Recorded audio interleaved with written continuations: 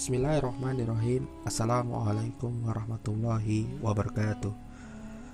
Alhamdulillah, innal hamdalillah nahmaduhu wa nasta'inuhu wa nastaghfir wa na'udzu billahi min syururi anfusina wa min sayyiati a'malina.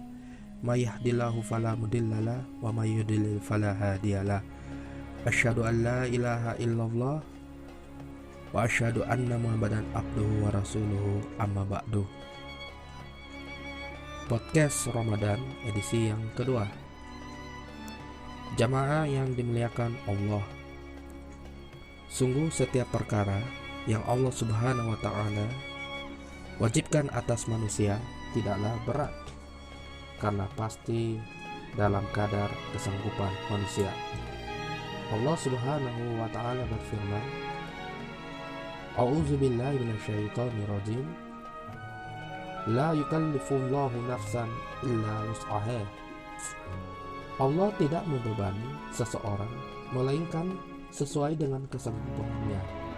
Quran Surat Al-Baqarah ayat 286. Dalam kondisi tertentu, Allah Subhanahu wa ta'ala bahkan memberikan rukhsah atau keringanan kepada hambanya.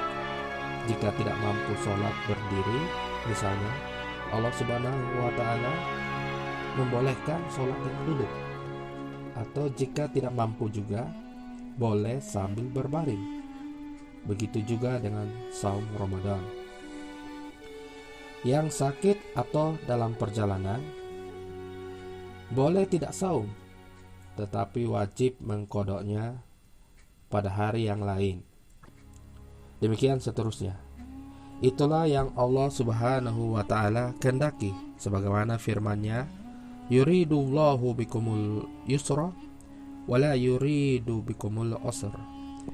Allah menghendaki kemudahan bagi kalian dan tidak menghendaki kesukaran atas kalian. Quran Surat Al-Baqarah ayat 185. Wa ma ja'ala 'alaikum fid dini min haraj. Tidaklah Allah menjadikan dalam agama Islam ini kesempitan atas kalian. Quran Surat Al-Hajj ayatnya yang ke-78. Jelas, dalam kondisi normal, setiap kewajiban atau ibadah tidaklah berat. Setiap sholat paling-paling menyita 5 menit dari waktu kita. Begitu juga dengan saum. Sebenarnya hanyalah memajukan waktu sarapan pagi lebih awal dan hanya mengurangi 1 dari 3 kali kesempatan makan. Apanya yang berat? Kita hanya diminta untuk menahan diri tidak makan siang. Tak pernah ada cerita bahwa ada orang yang sakit parah, terluka berat, apalagi mati gara-gara saum. Tak ada juga orang jatuh miskin gara-gara membayar zakat. Yang lebih banyak terbukti, saum dan sholat membuat orang sehat jasmani dan rohani. Adapun zakat berdampak pada penyucian jiwa dan pemerataan kekayaan. Belum lagi pujian dan ganjaran yang telah Allah Subhanahu wa ta'ala janjikan bagi hambanya yang taat beribadah. Khusus bagi mereka yang saum, Allah Subhanahu wa ta'ala berjanji, Man shoma Ramadana imanan wa ihtisaban ghufira lahu ma taqaddama min dzambi. Siapa saja yang saum Ramadan dengan landasan iman dan semata-mata mengharap ridha Allah Subhanahu wa ta'ala, niscaya dia mengampuni dosa-dosanya yang telah lalu. Hadis riwayat Ahmad. Walis-shaimi farhatun hina yuztir wa farhatun hina yalqa rabbah. Bagi orang yang saum ada 2 kebahagiaan, yaitu kebahagiaan saat berbuka dan kebahagiaan saat bertemu Tuhannya di surga. Hadis riwayat Al-Bukhari, Muslim dan Ahmad.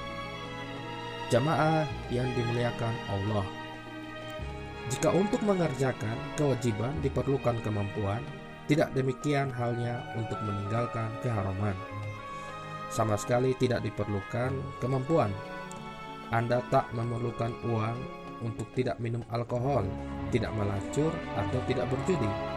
Anda juga tidak memerlukan kemampuan fisik untuk tidak membunuh atau tidak korupsi. Bahkan bila Anda tidak berjudi atau meninggal miras, dana akan bisa dihemat. Apalagi fakta membuktikan bahwa setiap pelanggaran terhadap larangan Allah Subhanahu wa Ta'ala pasti berdampak buruk.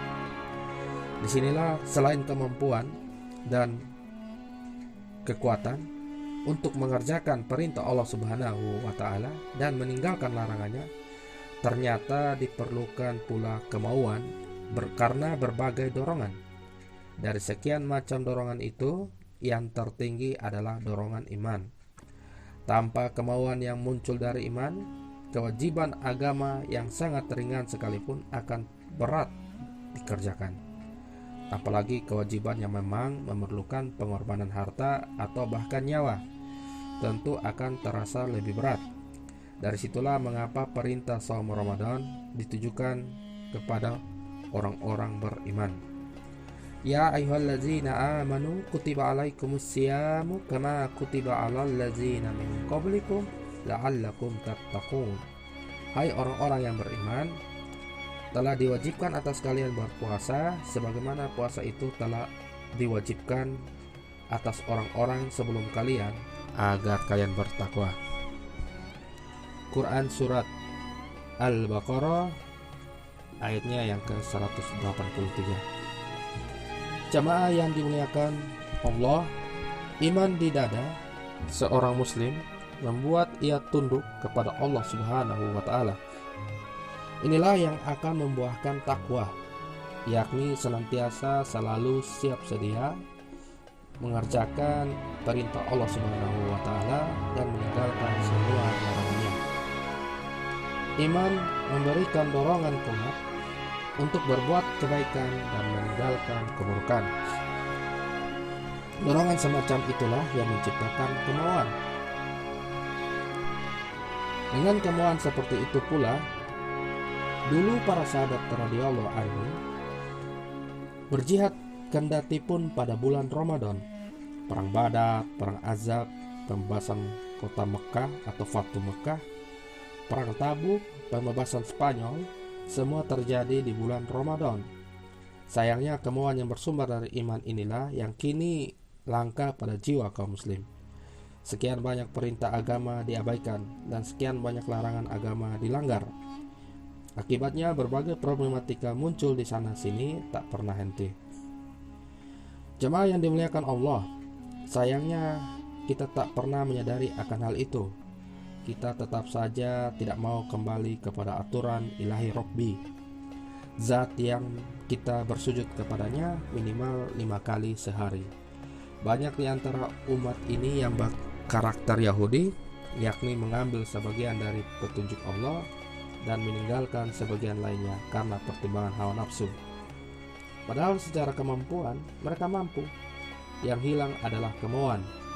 Nah, ibadah puasa itu menempa kemauan dan kemampuan umat Islam untuk menahan hawa nafsu dari bermaksiat maupun untuk taat kepada perintah Allah Subhanahu wa Ta'ala. Termasuk di dalamnya menempati kemauan dan kemauan untuk menerapkan syariat secara kafah sebagai merupakan manifestasi terpenting dari ketaatan kepada Allah SWT. Hanya dengan puasa Ramadan yang benar, umat ini akan kembali mulia dan menjadi umat yang terbaik atau khairul ummah. Semoga Allah Subhanahu wa Ta'ala menjadikan Ramadan ini awal sebagai perubahan menuju penerapan syariat secara kafah. Amin ya rabbal alamin. Wassalamualaikum warahmatullahi wabarakatuh.